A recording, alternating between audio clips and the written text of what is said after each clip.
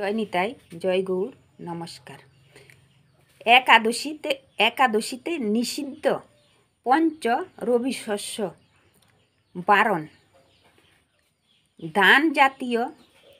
ধান থেকে যা যা হয়, যেমন চাল, মুড়ি, চিড়া, সুজির পায়েস, খিচুড়ি প্রভৃতি। গম জাতীয় থেকে যা যা তৈরি হয়, যেমন আটা, ময়দা, হরলিক্স, মিষ্টি, বিস্কুট প্রভৃতি।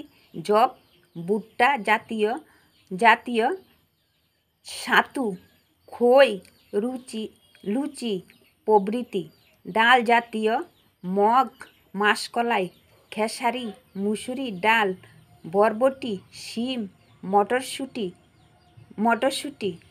তেল জাতীয় সরিষার তেল, সয়াবিন তেল প্রভৃতি। শ্যামা চাল ও শাস্ত্রে নিষিদ্ধ আছে। চুল, দাড়ি, নখ, রক্তপাত যেহেতু না বের হয় একাদশীর দিন, যদি বের হয় তবে আপনার একাদশী ভঙ্গ হয়ে যাবে, তা থেকে সাবধান হয়ে থাকবেন। পরনিন্দা, পরচর্চা, মিথ্যা কথা, স্ত্রীসঙ্গ, ক্রোধ, শত্রুতা কিছুই করা যাবে না। তবে এগুলো থেকে আপনারা বর্জন থাকবেন।